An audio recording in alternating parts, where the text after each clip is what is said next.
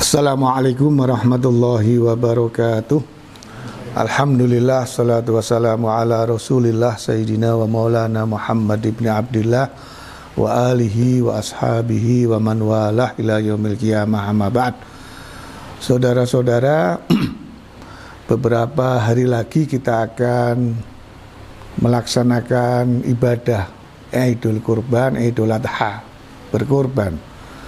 Kalau dalam madhab Imam Syafi'i, seperti yang sudah pernah kita pelajari, itu sunnah. Kalau dalam madhab Imam Hanafi, wajib.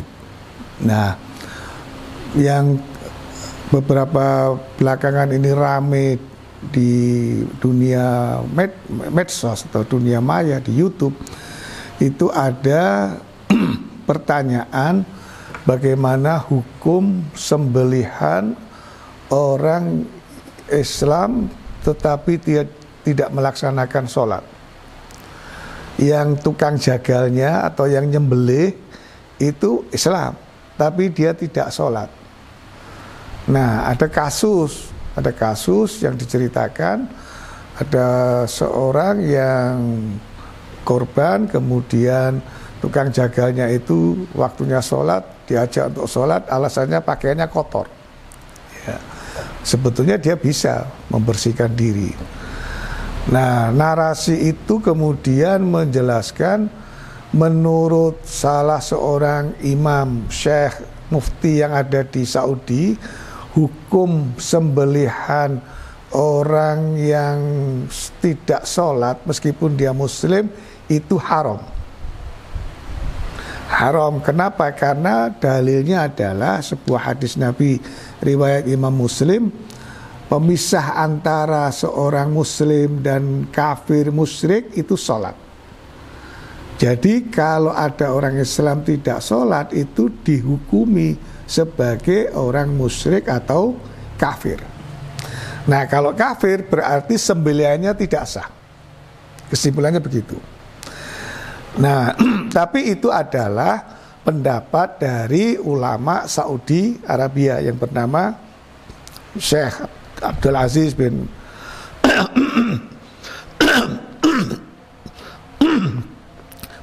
Syekh Abdullah bin Abdul Aziz bin Bas. Saya ingin malam ini kita mempelajari sesungguhnya menurut Ahlus Sunnah wal Jamaah, terutama madhab Syafi'i, bagaimana hukum sembelihan orang Islam yang tidak sholat. Ya. Nah, saya akan menggunakan salah satu keputusan yang dikeluarkan oleh Nahdlatul Ulama pada saat Muktamar Nahdlatul Ulama di Pekalongan pada tahun 1930. Jadi bisa dihitung 1930 NU sudah memberikan jawaban terhadap persoalan ini. Nah, apa jawaban NU yang madhabnya Syafi'i? Hukumnya halal. Ya, asal tidak terlihat tanda-tanda yang menunjukkan kekafirannya, baik dari kata-kata, perbuatan maupun kepercayaannya. Dalilnya apa? Disebutkan di dalam kitab Tabaqat Asy-Syafi'iyah yang ditulis oleh Imam Tajuddin bin Ali As-Subhi, juz 3 halaman 409. Saya akan bacakan. Fa inna ad-dara idza kanat darul Islam wa wajadna syakhsan laisa ma'ahu ayyarul kuffar fa inna na'kulu dhabihatahu wa nusalli khalfahu walau wajadnahu mayyitan la ghusalnahu wa nusalli alaihi wa nudfinuhu fi makabir. Sesungguhnya suatu daerah jika memang termasuk daerah Islam dan kemudian kita mendapatkan seseorang yang tidak terdapat pada dirinya tanda-tanda kekafiran, maka kita boleh memakan binatang sembelihannya. dan sholat di belakangnya. Kemudian seandainya kita mendapatkan orang itu meninggal dunia, maka kita memandikannya, mensolatinya, dan menguburkannya di pemakaman Islam. Nah, kenapa madhab Syafi'i yang kemudian dijelaskan oleh Imam Tajuddin bin Ali As-Subhi menghalalkan sembelihan orang Islam yang tidak melaksanakan sholat itu selama tidak menunjukkan kekafirannya, karena berdasarkan dalil sebuah hadis riwayat Imam Bukhari, man qala la ilaha illallah dakhalal jannah. Selama dia mengucapkan kalimat tauhid la ilaha illallah, maka dia masih tetap sebagai seorang muslim. Nah, dia tidak menjadi kafir. Dia hanya dihukumi sebagai orang fasik. Atau dalam pendapat Imam Syafi'i, kalau dia muslim tidak melaksanakan sholat atau ibadah yang lain, kewajiban ibadah yang lain, dia melakukan dosa besar. Tetapi tidak sampai menjadikannya seorang kafir yang membuat sembelihannya tidak sah. Karena hanya sebatas fasik, pelaku dosa besar. Jadi problem ini adalah problem pemberian label kepada orang yang tidak sholat, apakah kafir atau tidak. Nah, kalau madhab Ahlussunnah wal Jamaah, dia tidak kafir. Kenapa? Muktamar NU tahun 1930 di Pekalongan itu juga menjelaskan tentang macam-macam kafir.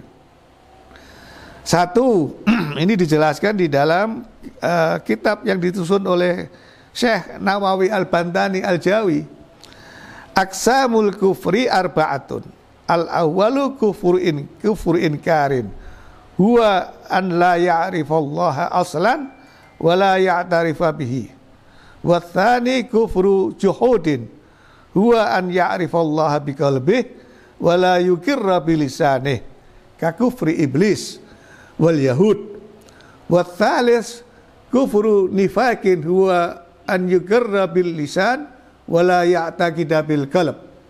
Wa rabi' kufru inad huwa an ya'rifallaha biqalbihi wa ya'tarifa bilisanih wa la yudayyina bihi ka kufri Abi Thalib. Kafir itu ada 4 macam. Yang pertama kafir inkar, yakni orang yang tidak mengenal Allah sama sekali dan tidak mau mengakuinya. Nah, jenis begini jelas tidak sah, tidak halal sembelihannya. Yang kedua kafir juhud, yakni orang yang mengenal Allah dengan hatinya, namun dia tidak mau mengakui, dia tidak mau ikrar tentang Allah, tentang keberadaan Allah dengan lidahnya. Seperti kufurnya iblis, seperti kufurnya orang Yahudi. Loh, iblis itu jangan dikira loh, dia mengakui Allah itu ada loh.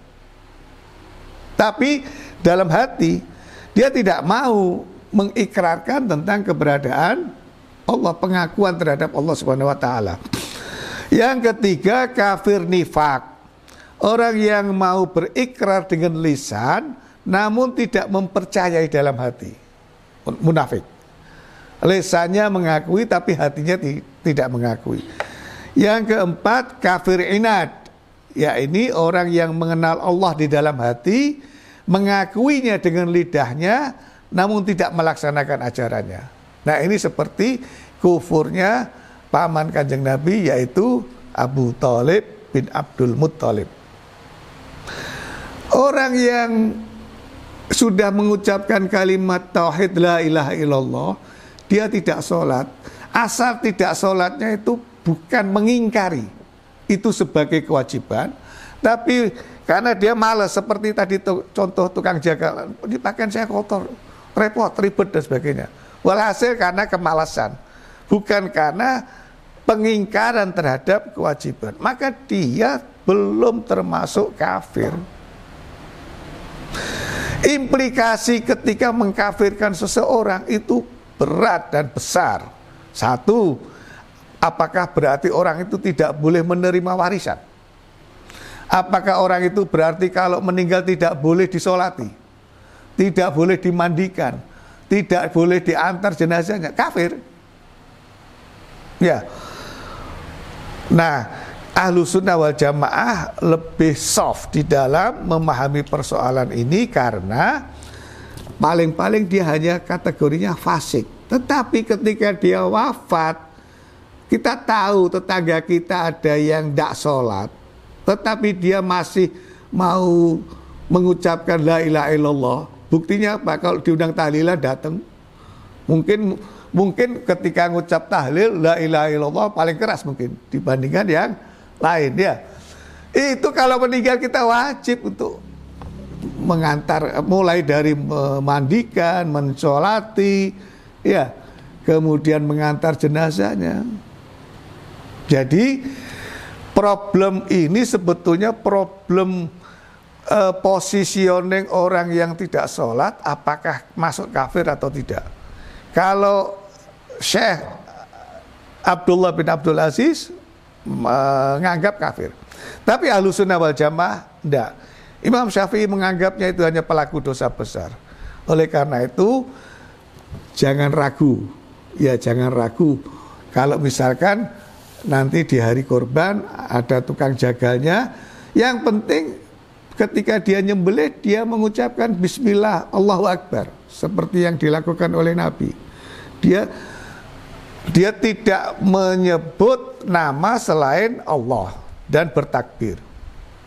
Nah, memang kalau mau mencari yang utama, ya carilah kiai yang bisa motong. 2 tahun terakhir ini kan di pesantren ini yang motong itu kiai. Jadi tidak hanya motong menggunakan sunnahnya, memotong dengan tasmiyah dan takbir, tetapi juga membaca doa-doa yang diajarkan oleh Kanjeng Nabi Muhammad SAW. Saya akan menggunakan kitabnya Imam Nawawi Al-Majmu' tentang sembelihan ini. Yang pertama, ya tadi ya halal, boleh. Nah, sunnah-sunnahnya yang perlu diperhatikan adalah menajamkan peso. Karena Nabi menganjurkan supaya yang menyembelih, yang disembelih itu senang, tidak stres. Ya, jadi memang harus dengan hati nyembelih itu, mempersiapkan. Jangan sampai, artinya apa? Sembelihan itu, ternak itu menyerah dia dengan santai, tidak boleh. Bayangkan kalau pesonya saja sudah nggak tajam, tumpul, wah itu akan menyakitkan. Ya. Kemudian menghadap kiblat, baik yang memotong maupun sembelihan yang akan dipotong, seluruh badannya dihadapkan ke kiblat. Ya. Nah, bagaimana hukumnya kalau dia lupa membaca bismillah? Kalau dia lupa membaca bismillah itu ma'fu, masih bisa dimakan, masih halal dagingnya. Tetapi kalau dia sengaja tidak membaca, maka dia termasuk makruh tanzih. Disebut dengan karohatu tanzih, la tahrim. Itu saja tidak haram. Ya, oleh karena itu nanti kalau pelaksanaan korban supaya diingatkan yang akan motong itu. Saya kira ini penting untuk dipahami saudara-saudara sekalian, karena kita khawatir berapa banyak nanti daging korban yang tidak boleh dimakan dengan dengan vonis karena yang menyembelih itu tidak melaksanakan sholat. Akan banyak daging korban yang haram dimakan. Implikasinya adalah haram dagingnya untuk dimakan. Nah, Ahlussunnah wal Jamaah khususnya mazhab Imam Syafi'i menghalalkan, membolehkan. Tidak usah khawatir. Mudah-mudahan kita bisa menikmati hewan kurban, daging kurban pada hari Idul Adha yang akan datang. Wallahul muwaffiq ila aqwamit thoriq. Assalamualaikum warahmatullahi wabarakatuh.